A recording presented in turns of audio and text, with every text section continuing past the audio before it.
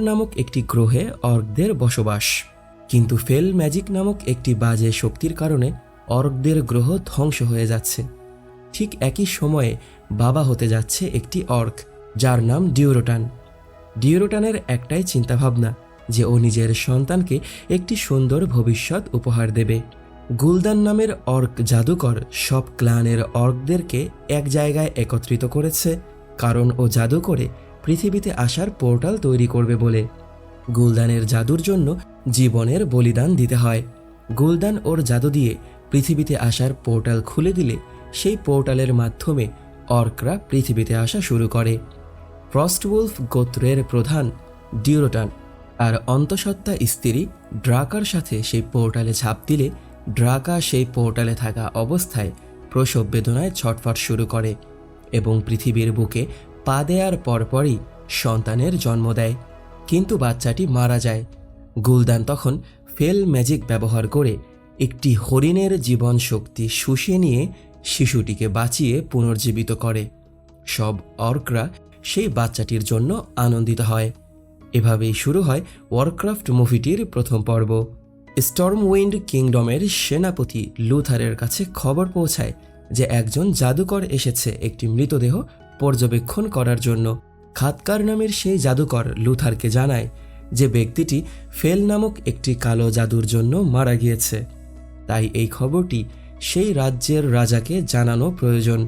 ওরা তখনই স্টর্মউইন্ডের রাজা লেন ওয়ারিনের কাছে যান এবং তাকে এই সম্পর্কে বলেন যে যারা আমাদেরকে আক্রমণ করেছে তারা ফেল নামক একটি ভয়ঙ্কর ম্যাজিক ব্যবহার করতে জানে। রাজা তখনই বুঝতে পারেন যে এই সম্পর্কে তাদের রাজ্যের জাদুকরকে জানাতে হবে। তাই রাজা খাদকার ও লুথারকে কারাজান দুর্গে পাঠান ফেল ম্যাজিক সম্পর্কে 30 ফলের অভিভাবক মেদিভকে জানানোর জন্য। অন্যদিকে অর্করা যখন মানুষদেরকে বন্দি বানাচ্ছিল তখন নিরীহ মানুষদের প্রতি ফ্রস্টউলফ ক্লানের চিফ অর্ক ডিউরোটানের মায়া হয়, যার কারণে ডিউরোটান মানুষদেরকে বন্দি বানাতে অস্বীকৃতি জানান। লুথার এবং খাদকার চলে আসে মেদিভের সাথে দেখা করার জন্য। খাদকার সেই জাদুকরের গ্রন্থাগারে রাখা অসংখ্য বই পড়া শুরু করলে একটি কালো ছায়া দেখতে পায়, যে ছায়াটি একটি বইয়ের মধ্যে ঢুকে যায়। খাদকার নিজের জাদুর মাধ্যমে সেই বইটিকে খুঁজে বের করে ও বইটিকে নিজের কাছে লুকিয়ে নেয় এবং তখনই জাদুকর মেদিভ এসে ওকে আটকে ফেললে ও জাদুকরকে জানায় যে ফেল নামক জাদু পাওয়া গেছে আমাদের রাজ্যে। ফেল ম্যাজিকের সম্পর্কে জানার পরেই জাদুকর লুথার এবং খাদকারকে নিয়ে চলে আসে রাজার সাথে দেখা করতে। অর্কদের সম্পর্কে আরও ভালোভাবে জানার জন্য ওরা সিদ্ধান্ত নেয় অর্কদেরকে বন্দি বানাবে এবং ওরা জঙ্গলে এসে পৌঁছায়। হঠাৎ করেই কিছু অর্ক সেইখানে ওদের উপরে আক্রমণ করে বসে। ডিউরোটান নামের ভালো অর্কটি সেখানে খাদকারকে ম্যাজিক ব্যবহার করতে দেখে এবং ও একটি আশ্বাস খুঁজে পায়। ওদের মধ্যে তুমুল ফাইটিং চলা অবস্থায় মেদিভ একটি মন্ত্র ব্যবহার করে ফেল দূষিত অর্কদের হত্যা করে ফেলেন, কিন্তু অর্ক ডিউরোটান বুঝতে পারে যে শুধুমাত্র সে সকল অর্করাই জাদুকরের জাদুতে মারা যাচ্ছে যাদের মধ্যে ফেল নামের সেই বাজে জাদুর ছোঁয়া আছে। তখনই হোর্ডের প্রধান ব্ল্যাক হেড ডিউরোটান ও অর্গ্রিমকে নিয়ে পালিয়ে যায়। জাদুকরের শক্তি কমে যায় বিধায় জাদুকর সেখান থেকে চলে যায়। অর্করা সেখান থেকে পালিয়ে যাওয়ার সময় স্টর্মউইন্ড রাজ্যের সৈন্যদের সাথে ওদের মারামারি হয়। সেই মারামারিতে সেনাপতি লুথার একটি অর্ককে বন্দি করে ফেলে এবং জাদুকর খাদকার গারোনা নামের একটি অর্ধ অর্ককে বন্দি করে। সেই অর্কদেরকে নিয়ে যাওয়ার সময় ওরা জানতে পারে যে গারোনা নামের সেই মেয়েটি মানুষদের ভাষা বলতে পারে এবং বুঝতে পারে। গারোনাকে মানুষদের সাথে কথা বলতে না করার পরেও গারোনা যখন কথা বলে যাচ্ছিল তখন সেই অর্ক গারোনাকে মেরে ফেলার চেষ্টা করলে সেই অর্কটিকে সেখানেই মেরে ফেলা হয়। রাজা গারোনাকে অর্কদের সম্পর্কে জিজ্ঞাসা করলে গারোনা বলে যে ওরা অন্য একটি পৃথিবী থেকে এসেছে এবং গারোনা এটাও বলে যে মানুষদের ভাষা শিখেছে বন্দি করে রাখা মানুষদের কাছ থেকে। অন্যদিকে মানুষদের কাছে যুদ্ধে হেরে ফিরে আসায় হোর্ডের প্রধান ব্ল্যাকহেডকে শাস্তি দেয় গুলদান। কিন্তু ডিউরোটান বলে যে মানুষ জাদুকরও ফেল ব্যবহার করতে জানে। গুলদান তখন ক্ষেপে যায়, কারণ গুলদান মনে করে ও একাই ফেল ম্যাজিক সম্পর্কে জানে। গুলদান তখন ডিউরোটানকে চুপ করিয়ে দেয় এবং সেখান থেকে চলে যেতে বলে। ডিউরোটান বাসায় পৌঁছে আসার পর ওর সন্তানের সাথে সময় কাটানোর সময় সিদ্ধান্ত নেয় যে ও মানুষদেরকে সাহায্য করবে। অন্যদিকে গারোনাকে বন্দি করে রাখা হয়েছে। রানী নিজে এসে খাবার পৌঁছে দেয় এবং ওকে অনুরোধ করে মানুষদেরকে সাহায্য করার জন্য। গারোনা সেনাপতি লুথারকে অর্কদের আড্ডাখানা দেখাতে নিয়ে আসে। সেখানে অর্কদের বিশাল সৈন্য দেখে সেনাপতি লুথার অনেক ভয় পেয়ে যায় এবং চিন্তিত হয়ে পড়ে। ওরা যখন সেখান থেকে চলে যাবে রাজাকে সবকিছু জানানোর জন্য, তখনই সেখানে ডিউরোটান এসে পৌঁছায়। ডিউরোটান তখন গারোনাকে বলে যে মানুষদেরকে জানানোর জন্য আগামীকালকে আমরা তাদের সাথে দেখা করব। আর অন্যদিকে অর্করা একের পর এক গ্রাম ধ্বংস করে মানুষদেরকে বন্দি করতে থাকে। গারোনার কাছ থেকে ডিউরোটানের সমঝোতা চুক্তির সম্পর্কে জানার পর রাজা সিদ্ধান্ত নেয় ডিউরোটানের সাথে দেখা করার। আর সেই একই সময়ে স্টর্মউইন্ডের জাদুকর মাদিভ জানতে পারে যে খাতকার নামের সেই ছোট জাদুকরটি চুরি করা সেই বইয়ের মাধ্যমে জেনে গেছে যে পৃথিবীর মধ্য থেকে কেউ সেই অর্কদেরকে ডেকে নিয়ে এসেছে। জাদুকর মাদিভ তখন খাতকারের সাথে রাগারাগি করে সেই বই চুরি করার জন্য এবং ওর সব রিসার্চগুলোকে আগুনে পুড়িয়ে দেয়। খাতকার সাথে সাথে বিষয়টি সেনাপতি লুথারকে জানায় এবং বলে যে আমরা এই মুহূর্তে জাদুকর মাদিভকে একেবারেই বিশ্বাস করতে পারবো না। রাজা তার সৈন্যের সাথে ডিউরোটান ও তার গোত্রের সাথে দেখা করে গুলদানের বিরুদ্ধে দাঁড়ানোর পরিকল্পনা করে। ডিউরোটান বলে যে এই ফেল ম্যাজিক আমাদের জন্য একটি অভিশাপ ছিল, তাই আমরা মানুষদেরকে সাহায্য করার পরিকল্পনা করেছি। কিন্তু রাজা বা অর্ক ডিউরোটান ওরা কেউ জানে না যে ওদের জন্য এইখানে গুলদান আগে থেকেই ফাঁদ পেতে রেখেছে। সেই শান্তি চুক্তির মধ্যেই ওদের উপরে আক্রমণ চালানো হয়। ডিউরোটান মানুষদেরকে সাহায্য করা শুরু করে।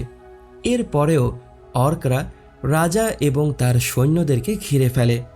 জাদুকর মাদিভ অসম্ভব একটি জাদু করে রাজার সৈন্যদল এবং অর্ক দলের মধ্যে একটি লাইটিংয়ের দেয়াল তৈরি করেন।